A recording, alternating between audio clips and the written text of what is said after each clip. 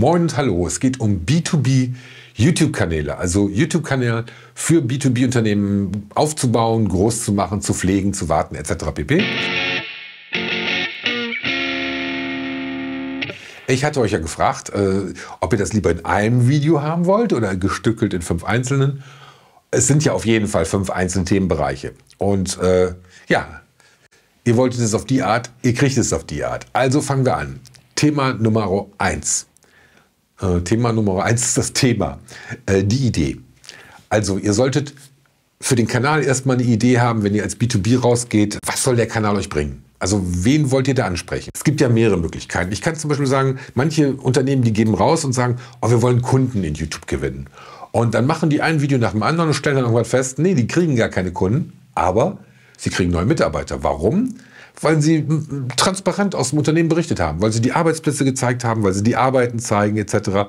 Bums, kriegen sie plötzlich eine Menge Bewerbungen, mit denen sie gar nicht gerechnet haben. Oder andersrum, die sagen, ja, wir wollen unsere Arbeitsplätze attraktiv machen, zeigen die Arbeitsplätze, zeigen, was sie so machen und plötzlich wollen Leute Bestellungen aufgeben, Kunden. Weil das ist dieses alte Denken, so nach dem Motto, ich gehe raus mit irgendwas, was ich will, dass die Leute dann tun, ist falsch. Grundsätzlich, das Ziel in YouTube sollte immer sein, und das gilt für jeden Social-Media-Kanal, das Wichtigste, das Allerwichtigste sind nicht die Anzahl der Zuschauer, gerade im B2B schon gleich gar nicht. Das Wichtigste ist nicht mal die Anzahl der Likes, auch wenn die fürs Ego sehr schmeichelhaft sind. Das Allerwichtigste ist die Interaktion. Also wirklich die Interaktion. Ihr könnt messen, wie toll euer Kanal ist oder wie toll eure Videos sind. In allererster Stelle Anzahl der Kommentare. Je mehr Kommentare da sind, umso besser funktioniert das Ganze. Wir hatten mal einen Kunden, für die wir webmäßig mega Erfolg eingefahren haben, und da hat ein größerer Konzern die geschluckt. So, und der Konzern jetzt, die machen das alles auf eine Oldschool-Art, das geht gar nicht mehr. Und da dachte ich mir, ja, okay, so sollte man es eben nicht machen, und da fiel es halt auf. Die hatten, glaube ich, 100.000, sogar 200.000 Zuschauer in einem Video gekriegt, und dann waren da so 6 bis 20 Likes, ja, und 0 bis 3 Kommentare. Hallo, bei 100.000 Zuschauern, bei 200.000 Zuschauern, das merkt man sofort. Die haben das beworben.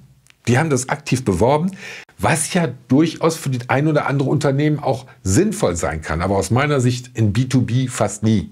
Du gehst raus als B2B-Unternehmen und willst halt irgendwie Kunden erreichen, ja, und dann willst du, dass die Firma wächst. Ne? Ich sag mal andersrum, so. Also du willst, dass die Firma wächst, immer weiter.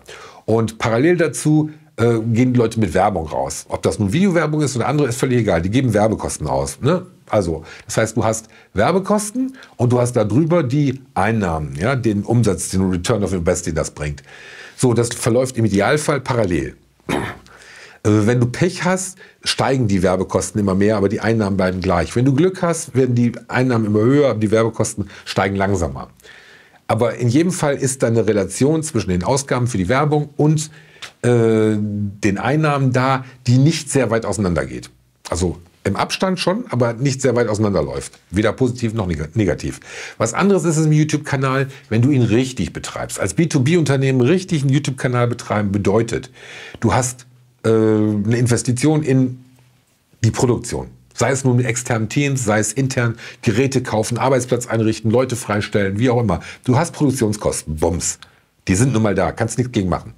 Und diese Produktionskosten sind, je nachdem, ob du 1 Video, 2 Videos, 4 Videos im Monat machst, natürlich Summe X. Nur, die bleiben auf einem Level, immer identisch. Solange du möchtest, bleiben die auf einem Level. Die Zuschauerzahlen, die steigen aber, und in YouTube steigen die exponentiell. Das heißt, irgendwann laufen deine Produktionskosten und der Return of Invest so dermaßen auseinander, da träumst du von. Nur der Punkt ist das passiert nicht in 4 Wochen. Es passiert auch nicht in 4 Monaten, sondern es kann 2 bis 3 Jahre dauern, bis diese Schiene auseinanderfährt.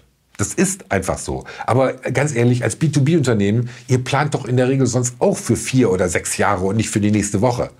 Das macht man im B2C, ja, da mache ich Abverkauf. Wie viel habe ich jetzt zu Ostern, zu Pfingsten, sonst was, mache ich irgendwelche Sachen. Ja, okay, aber im B2B doch nicht. Da plane ich doch länger. Ich weiß von großen B2B-Companies, die stellenweise sagen, okay, wir brauchen 4 bis 6 Jahre, um an einen Kunden ranzukommen.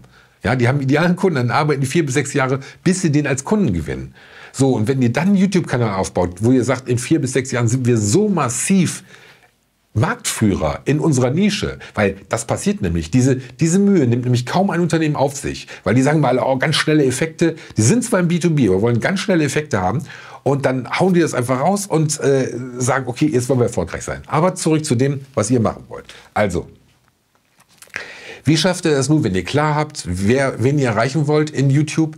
Wie schafft ihr das nun, das richtige Thema zu finden? Also für einen YouTube-Kanal würde ich jetzt mal ganz klar sagen, klassisch ist natürlich logisch eure Leistung, eure Produkte, euer Service. Ihr seid dann B2B, Maschinenbau, Technik, bla bla bla. Oder ihr habt hier CNC-Fräsmaschinen für so und so. Also die klassische Elevator-Pitch oder klassische Aussage des Mehrwerts an Kunden, den ihr auch auf der Webseite sonst wo habt, könnt ihr für den Kanal nehmen. Beim Video, bei jedem einzelnen Video, ist es aber so, dass ihr, bevor ihr anfangt zu drehen, also nicht erstmal, worüber können wir irgendwas bringen und dann anfangen zu drehen und dann, nein, als erstes überlegen, welches Thema könnte für uns in Frage kommen und dann stopp. Dann fangt ihr nicht an, ein Drehbuch zu schreiben oder ein Skript. Und ihr fangt nicht an, euch zu überlegen, was da reinkommt, sondern ihr fangt erstmal an, Recherche zu machen. So, weil das, was hinterher kommt, mit Suchmaschinenoptimierung im anderen Kapitel, da müsst ihr jetzt schon mit bei. Ihr müsst also schon erstmal analysieren, ist das Thema interessant für Kunden oder für Leuten auf YouTube? Also wollen Leute auf YouTube dieses Thema überhaupt haben? Da gibt es Tools, es gibt vidIQ, es gibt TubeBuddy, verlinke ich euch auch in die Beschreibung. Es gibt ja diese klassische Möglichkeit, kennst du von Google vielleicht, du fängst oben an, was einzugeben. Ich sage jetzt mal zum Beispiel Maschinenbau. Und dann machst du eine Leertaste und dann gibst du ein A ein. Dann kriegst du alle Begriffe, die häufig gesucht werden. Gibst ein B ein, gibst ein C ein und so weiter. So kriegst du dann raus, welche Thematiken, die euch interessieren, also wo ihr auch was zu sagen könnt, welche von den Thematiken denn ein Suchvolumen haben in YouTube. Ja? Das heißt, erstmal müssen die angezeigt werden oben. Das heißt, wenn du CNC-Maschinen machst, dann machst du CNC-Maschinen A, CNC-Maschinen B. Das gibst du also direkt in YouTube ein. Ich kann ja mal eben so einen Versuch hier machen, mal gucken, was dabei rauskommt. Ich weiß nicht, ob ich das jetzt zeigen kann, aber machen wir mal CNC Maschine, so, und da sehe ich jetzt schon, bevor ich Buchstaben eintippe, habe ich schon da stehen, selber bauen, programmieren, bedienen, Crash, Bediener, Holz für zu Hause, Erklärung einrichten, 5 Achsen drehen, bedienen, lernen. Das heißt, diese Begriffe, bevor ich einen Buchstaben eingegeben habe, wenn du davon was nimmst, ist die Chance extrem groß, dass das auch Leute sehen. Einfach, weil die in YouTube suchen und auch in Google suchen. Das heißt, hast du da was genommen von CNC-Maschinen als Beispiel Programmieren, dann machst du ein Video zu dem Thema CNC-Maschine programmieren, aber auch wirklich zu der Programmierung. Nicht so ganz weit weg. Oder CNC-Maschine bedienen. Ist zum Beispiel, fällt mir gerade ein, ist für einen Kunden was, können wir vielleicht mal was machen. Also CNC-Maschine bedienen, wenn du dieses, schlägt Google dir vor, oder YouTube schlägt dir vor, CNC-Maschine bedienen, dann gehst du rein und guckst, okay, wie sieht denn das aus? Jetzt gibt es, wie gesagt, Tools wie vidIQ oder TubeBuddy, die zeigen dir an, wie hoch das Ranking ist für diese Begriffe. Wenn das nicht sehr hoch ist, dann nimmst du halt einen anderen Begriff. Und erst wenn du den Begriff hast, erst wenn du weißt, was das Thema sein wird, das Zuschauer interessiert, dann überlegst du erst Titel, Inhalt, wer macht was, wann, wo und wie und so weiter. So muss das laufen, weil du musst als erstes erstmal überlegen, was können wir der relevanten Zahl an Zuschauer zeigen. Das heißt, zu welchen unserer Themen gibt es eine relevante Zahl der Zuschauer? Und viele Firmen denken da völlig falsch. Völlig falsch. Ich sag mal, dieses beste Beispiel gilt ja bei SEO auch. Also deswegen, ich komme ja aus dem Bereich SEO, so ursprünglich mal vor langer, langer Zeit. Und da weiß man halt einfach, du musst die Sprache der Kunden bedienen. Also wenn du jetzt in Berlin wohnst und du willst den Kunden Brötchen oder Semmeln anbieten, wird das nie was. Da sind das Schrippen, heißt es, glaube ich, da. Oder du hast jedenfalls regional, sagen die Leute, immer was anderes zu Brötchen oder für Brötchen. Und die Sprache, die deine Kunden brauchen oder verwenden, die nutzt du auch.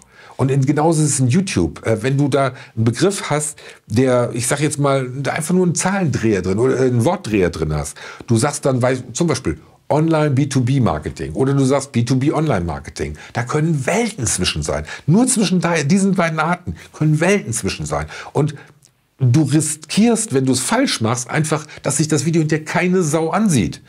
Und das wollt ihr doch nicht. Ihr wollt doch, dass die Leute das Video sehen. Also das ist wichtig beim Thema. Thema finden, Idee finden, hängt ganz klar damit zusammen, was wollen potenzielle Zuschauer sehen. Noch nicht Kunden, noch nicht Mitarbeiter, Zuschauer. Weil wer von den Zuschauern hinterher mit euch was anfangen kann, das bestimmt ihr nicht vor, sondern es wird sich hinterher rausstellen.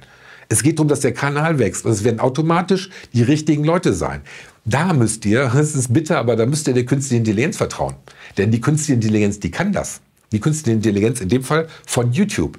Denn wie läuft so ein Kanaltreiben ab? Ihr macht einen B2B-Kanal auf, ihr macht ein Video, ihr macht 2 Videos, ihr macht 3 Videos. Und dann manche Leute verlieren dann schon die Lust, weil sie das 10. Mal gezeigt haben, wie man ihre Schraube anzieht oder irgend so einen Arbeitsablauf, den jeder kennt und wundern sich, dass keine Zuschauer kriegen.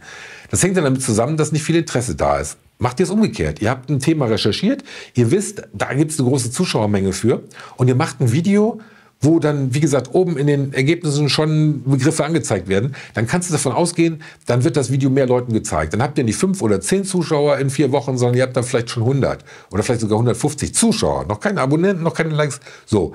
Und dann beim nächsten Video habt ihr dann vielleicht noch mal 50% mehr und beim darauf folgenden Video habt ihr noch mal 100% mehr. Und was die meisten ja auch vergessen, wenn ihr das so macht, passiert ja auch Folgendes. YouTube, die künstliche Intelligenz, zeigt euer Video immer wieder den Leuten an, wo YouTube glaubt, dass das viele gerne sehen wollen. Und das müssen die lernen. Das heißt, je mehr Leuten die es zeigen, umso mehr lernt YouTube, wie viele von denen, die wir es vorgeschlagen haben, also euer konkretes Video, sind ganz lange im Video verblieben. Ganz lange im Video verblieben. Das müsste bei euch jetzt schon die Alarmglocken angehen. Es geht nicht darum, die Leute aufs Video zu bringen. Es geht darum, dass sie ganz lange im Video bleiben. Also sich zu Ende ansehen, möglichst lange ansehen. Jetzt kannst du auf die Idee kommen, wie viele B2C-YouTuber vor ein paar Jahren, da machen wir ganz kurze Videos. Die haben dann zum Teil 2 Minuten, 1 Minute, 30 Sekunden Videos gemacht, weil klar, je länger die im Video bleiben, wenn es 30 Sekunden sind, ist die Wahrscheinlichkeit größer, dass sie drin bleiben, als bei 7 Minuten. Die Krux ist nur, YouTube hat das irgendwann geschnallt und gesagt, nee, wir lassen uns nie behumsen. Wir machen das jetzt so, wir zählen jetzt die absolute Menge an Minuten oder Sekunden, die der ganze Kanal gebracht hat. So, und dann bist du natürlich mit 10 Videos à 10 Minuten, die auch zu Ende gesehen werden, bist du eklatant weiter, als wenn du 20, 30 Videos mit einer halben Minute hast. Ja, das heißt, die Verweildauer im Kanal, in deinen Videos, weil letztendlich, um erfolgreich zu sein in YouTube, ist nicht so sehr wichtig, dass ihr jetzt die Kunden alle selber findet. Gar nicht, das machen die für euch. Es ist auch nicht wichtig, dass ihr genau die exakte Zielgruppenansprache habt, von denen ihr glaubt. Oder wer auch immer bei euch glaubt, dass das jemand interessieren könnte, ist nicht wichtig. Sondern wichtig ist halt einfach, dass ihr dafür sorgt, dass Leute, die euer Video sehen, möglichst lange auf YouTube bleiben. Ich weiß, das klingt jetzt enttäuschend, aber um erfolgreich zu werden, müsst ihr dafür sorgen, dass die Leute YouTube lieben.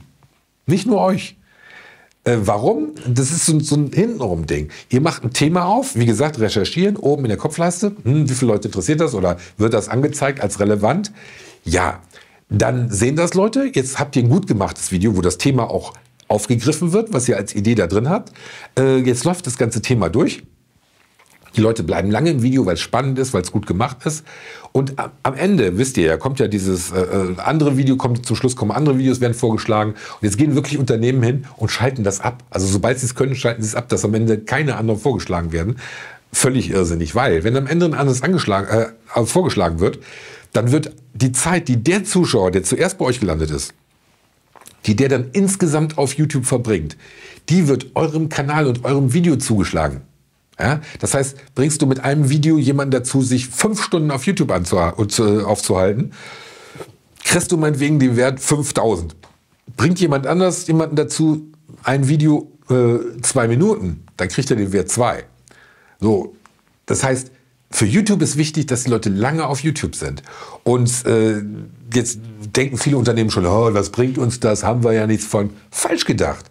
Weil der Punkt ist dadurch, dass die Leute lange auf YouTube sind, wird die künstliche Intelligenz immer besser. Das heißt, die können euch auch viel besser die relevanten Zuschauer bringen, die für euch interessant sind, die Kommentare schreiben, die Likes schreiben. So funktioniert YouTube. Nicht einfach, ich pack da irgendwas raus und dann kriege ich am Ende hinten was. So funktioniert das nicht. Weil wenn ihr mit der künstlichen Intelligenz arbeiten wollt, die Google oder YouTube hat, die ist ja irre. Wenn ihr damit arbeiten wollt, dann müsst ihr denen auch Futter geben. Und das funktioniert nicht über Werbung. Ihr könnt es nicht. Wenn ihr Das ist immer so ein Gedankenfehler, was viele sagen, ja, dann geben wir einfach mal 1.000 Euro aus oder 5.000 Euro aus, um jede Menge unserer Videos zu bewerben. Da ist aber die Krux, dann habt ihr die Kunden ja dahin gebracht. Wenn YouTube hat ja so eine Startseite und du machst bei YouTube einfach YouTube auf, dann kriegst du eine Menge Videos angeboten, von denen YouTube schon mal glaubt, dass sie zu dir als Person passen, dass die für dich als Person interessant sind. So. Und daraus lernt YouTube, ja, das war interessanter, das weniger, das lernt die künstliche Intelligenz. Wenn das aber jetzt alles nicht gilt, sondern du für Werbung Geld ausgibst, das heißt, dein Video wird den Leuten zwangsweise angezeigt, in Facebook oder in Insta oder sonst wo. Das heißt, du sorgst dafür, dass Leute das, wie früher klassischer Störer in der Werbung, gezeigt kriegen, ohne dass sie es wollten.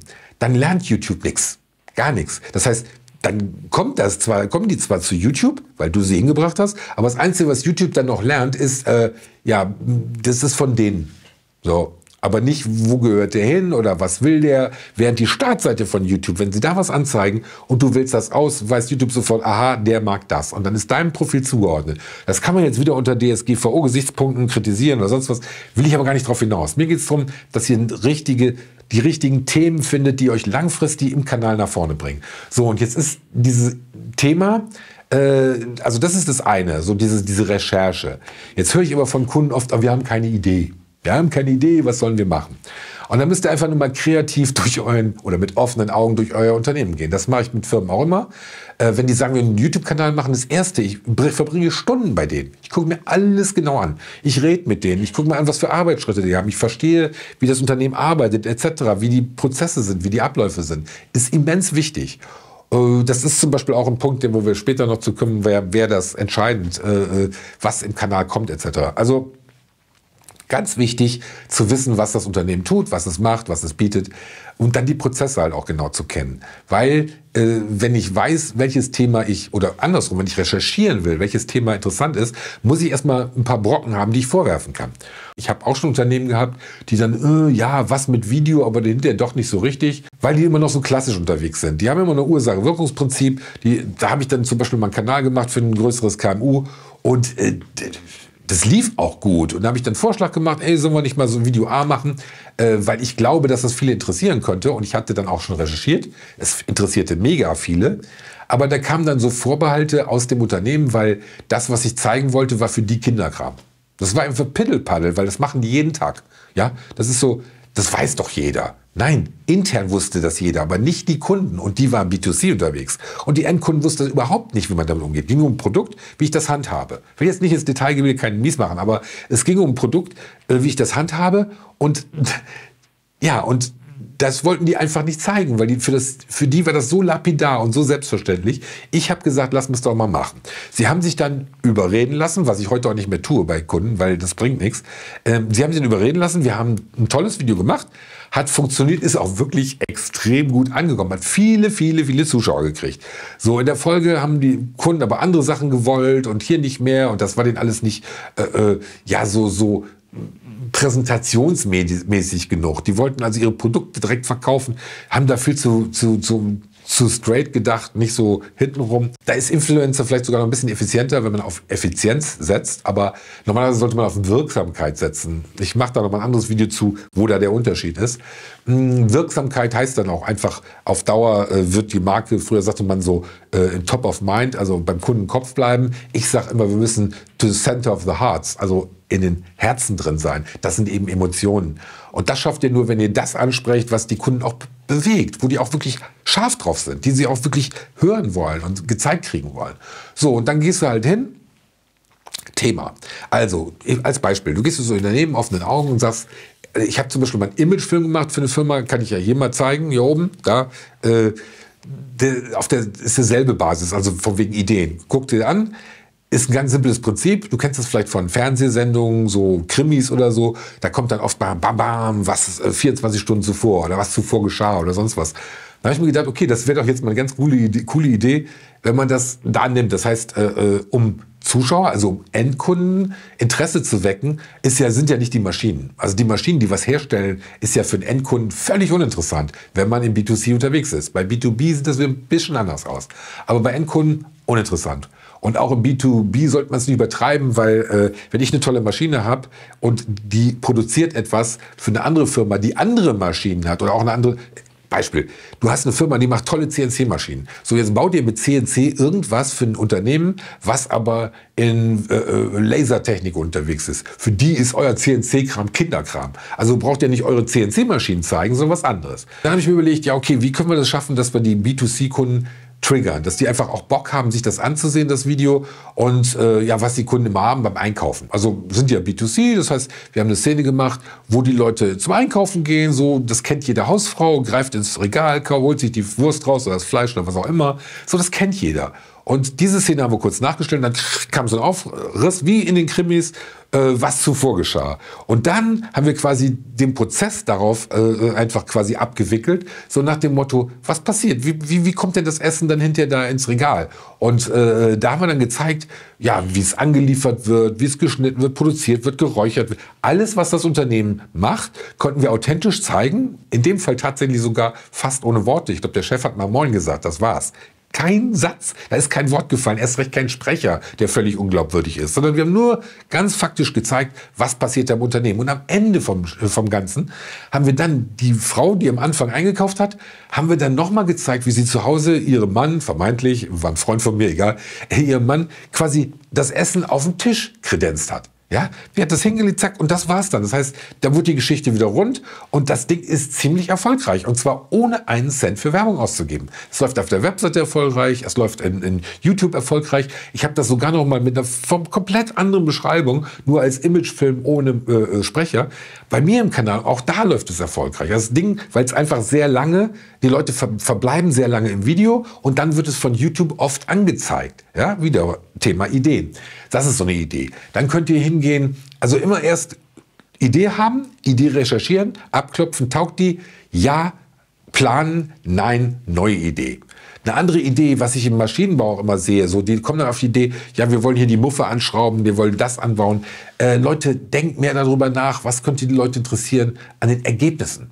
Also, was hat jemand davon, wenn ihr eine Maschine baut? Also, wenn ihr Mitarbeiter wollt, gebe ich euch recht. Dann geht ihr hin, zeigt die Arbeitsplätze, was die Arbeitsschritte sind im Detail. Ja, völlig okay. Dann könnt ihr jeden einzelnen Arbeitsschritt aus dem Unternehmen zeigen. Vielleicht gewinnt er den einen oder anderen Kollegen mit.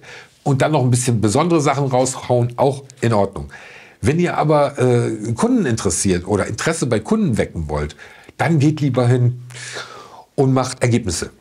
Das heißt, redet mit Kunden, die, Idealfall ist natürlich, ihr interviewt Kunden, aber dann müsst ihr schon ein bisschen weiter sein. Also wenn ihr so 10, 20, 30 Videos gemacht habt, auch vielleicht Mitarbeiter interviewt habt, dann seid ihr in dem Flow, dann könnt ihr tatsächlich auch fremde Leute interviewen. Erstmal noch nicht, aber das wäre dann die Königsdisziplin. Also die Idee wäre halt einfach zu sagen, okay, erzählt von dem Ergebnis, zeigt Fotos dazu, vielleicht schickt euch der ein oder andere Kunde auch ein kurzes Video oder eure Serviceleute sind draußen vor Ort. Und ihr sagt mal, wir möchten von euch gerne irgendwie von jedem ein kurzes Video haben, von ein paar Sekunden. Es dürfen keine Gesichter drauf zu sehen sein, DSGVO. Aber wir wollen sehen, wie unsere Produkte vor Ort dann eingesetzt werden. Macht mal ein Video von und das beste Video davon gewinnt, was weiß ich, 2 Freikarten fürs Kino, Flasche Sekt oder whatever. So, dann kriegt ihr von eurem Mitarbeiter Material vor Ort von den Ergebnissen. Und dann geht ihr hin und dokumentiert bzw. moderiert das Ergebnis. Ihr sagt dann das und das haben wir nur geschafft, weil wir. Und dann kommt ihr zu euren Produkten. Also der Anfang ist Ergebnis für den Kunden, boah. Ihr habt jetzt zum Beispiel so ein Ding, ihr stellt Gitterroste her. Dann wäre Recherche, Gitterrostherstellung. Ist da relevante Suche nach? Ja, habe ich. Also es gucken tatsächlich viele nach Gitterrostherstellung. Was kann ich denn jetzt bieten? Also erstmal wieder, wenn ihr klar habt, wer ist die Zielgruppe, dann könnt ihr sagen, okay, entweder zeigen wir jetzt tatsächlich die Herstellung, weil wir Mitarbeiter brauchen, die das hinterher produzieren sollen. Oder aber, weil wir Kunden haben, die wissen wollen oder wissen sollen, wie verlässlich unsere Produkte sind, wie gut die hergestellt sind, wie gut die Qualität ist. Was ihr bei der Ideenfindung, was ihr bei den Themen auch immer bedenken müsst, was ihr als Begriffe habt, ist nicht das, was die Leute draußen als Begriffe habt oder beziehungsweise der Grund, warum sie suchen. Ich kenne ja auch AdWords, weil wir viel für Kunden mit AdWords gemacht haben.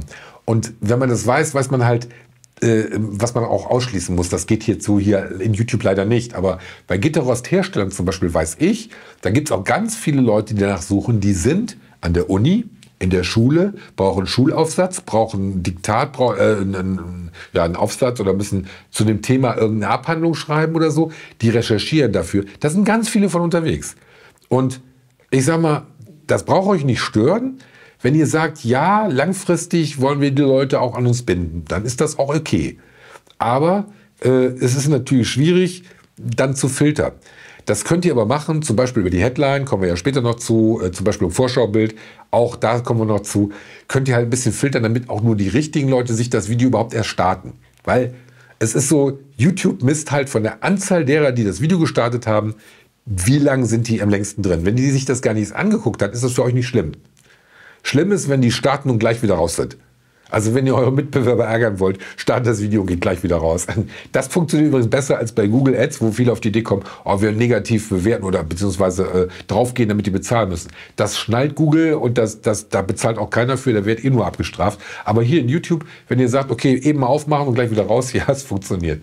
Aber da müsst ihr schon zigtausendmal auf und zu machen, da habt ihr gar nicht die Zeit und Lust zu. Und selbst bezahlte Dienste haben es noch nicht aufgenommen, weil es viel zu aufwendig ist. Besser ist es, was Positives zu machen, also ein interessantes Thema zu finden.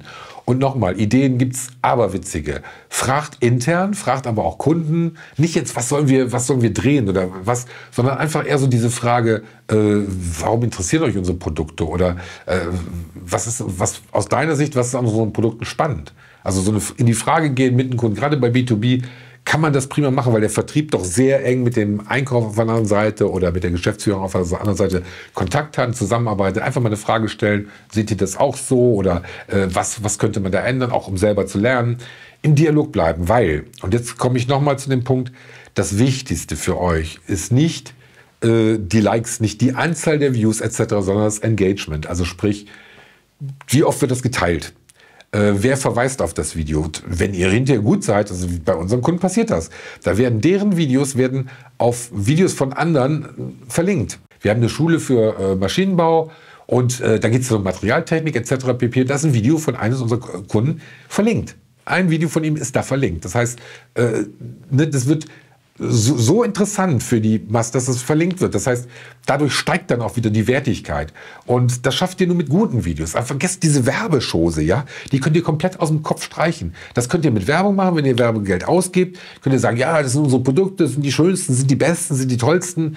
Wumm. Dann gucken die Leute sich das 10 Sekunden an und euer Kanal wird nie groß. Ja? Oder ihr macht euch Überlegungen, so, ja, was würde die reizen? Was findet ihr? Ich meine, ihr habt tolles Material, ihr habt gute Produkte.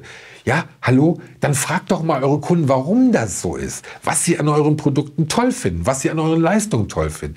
Und daraus wiederum macht ihr Ideen und daraus macht ihr wieder Stories. Ich weiß, es ist Arbeit, aber hey, that's it.